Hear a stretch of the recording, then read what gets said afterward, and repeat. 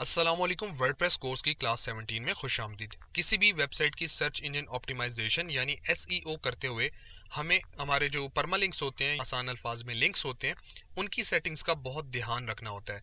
क्योंकि अगर पोस्ट के लिंक्स या यूआरएल्स एसईओ फ्रेंडली होंगे और सिंपल या क्लीन होंगे तो हमारा सर्च इंजन ऑप्टिमाइजेशन का जो स्कोर है वो बेहतर होगा, जिससे हमारी पोस्ट के सर्च इंजन में रैंक होने के चांसेस ज़्यादा हो जाते हैं। अब ये काम कैसे किया जाएगा, इसको हम सीखते हैं इस वीडियो में।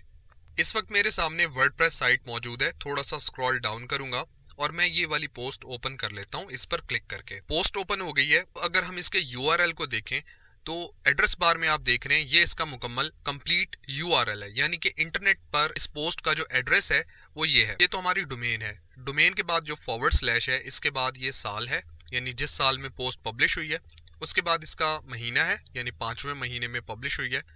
और इसके बाद इसका ये जो मेन यूआरएल है, यानी पोस्ट का जो टाइटल है, क्योंकि मैंने इसको कस्टमाइज अभी नहीं किया था तो जो भी टाइटल था तो वो पोस्ट का यूआरएल बन गया। इसके अलावा ये जो यूआरएल है ये क्लीन नहीं है। क्लीन से मुराद ये है कि यूआरएल बहुत ज़्यादा सिंपल होना चाहिए, इतना आसान होना चाहिए कि एक नॉर्मल यूज़र को भी समझ आ पाए। अब इसमें से ये जो डेट्स है हम रिमूव करेंगे। तो अब ये काम कैसे किया जाएगा, यानी इसको एसईओ फ्रेंडली कैसे बनाया जाएगा, तो ये सीखते हैं। आपको अपने वर्डप्रेस के डैशबोर्ड में आ जाना है और थोड़ा सा नीचे जाएंगे तो आपको एक जगह पे सेटिंग्स के नाम से ऑप्शन मिलेगा।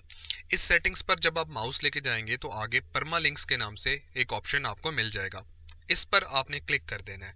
परमालिंक्स वाली सेटिंग्स वाले सेक्शन में अगर हम थोड़ा सा स्क्रॉल डाउन करेंगे तो यहाँ पर आप देखिए कॉमन सेटिंग्स के नाम से एक ऑप्शन मिल रहा है। और इसके अंदर देखिए हमें बताया जा रहा है कि हम अपने परमालिंक्स का स्ट्रक्चर इस तरह से सेट करें जिसमें उसका पोस्ट नेम हो।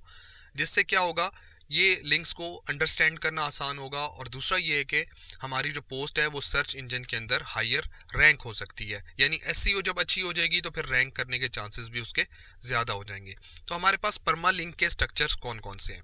एक तो प्लेन स्ट्रक्चर है जिसके अंदर जो पोस्ट है उसको एक आईडी असाइन हो जाएगी। एक डे और नेम वाला स्ट्रक्चर है जिसमें जब पोस्ट पब्लिश होगी तो उसकी तारीख और पोस्ट का नाम होगा।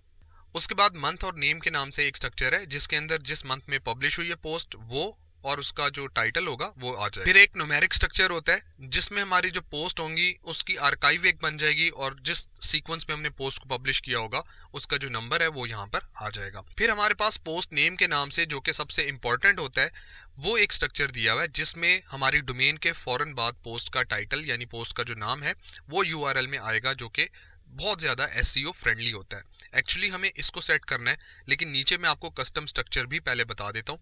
कस्टम स्ट्रक्चर ये होता है कि आप अपनी मर्जी से इन टैग्स को इस्तेमाल करते हुए अपने लिए एक यूआरएल बना सकते हैं। अभी जो मैंने आपको यूआरएल दिखा रहा था पोस्ट का, वो कस्टम स्ट्रक्चर के मुताबिक बाय डिफ़ॉल्ट आ रहा था, जिसमें साल, महीना और पोस्ट का नाम आ रहे थे। अब मुझे अगर सिर्फ पोस्ट का नाम दिखाना है तो मैं इन टैग्स को यहाँ से डिलीट कर सकता हूँ, या सिंपली मैं इस ऑप्शन को सिलेक्ट करूंगा तो ये स्ट्रक्चर हमारे लिए सेट हो जाएगा। फॉर एग्जांपल आपको समझाने के लिए मैं एक स्ट्रक्चर आपको बना के दिखाता हूँ। तो इस सब को मैं सिलेक्ट करके यहाँ से करूँगा डिलीट।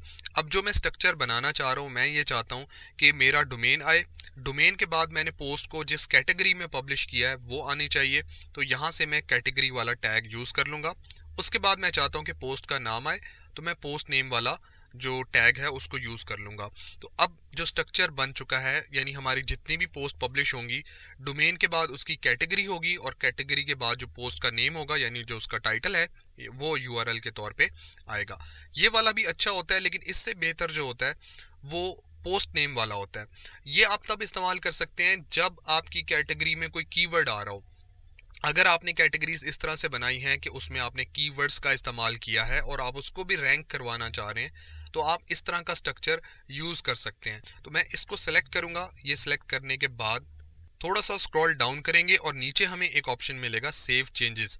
तो सेव चेंजेस वाले ऑप्शन पे हमने क्लिक करना है। हमारी परमालिंक की जो सेटिंग्स होंगी वो सेव हो जाएंगी। अब देखिए मैं फिर से अपनी वर्डप्रेस साइट पर आ चुका हूँ। पेज को मैंने रिफ्रेश कर लिया है और सेम उसी पोस्ट को मैं एक दफ़ा दोबारा से ओपन करता हूँ जैसे मैंने यहाँ क्लिक किया। अब आप देखिए इसका जो यूआरएल है यानी जो परमालिंक है वो किस तरह से आ रहा है। बड़ा सिंपल आ रहा है। डोमेन के फौरन बाद जो पोस्ट का नाम है वो आ रहा है।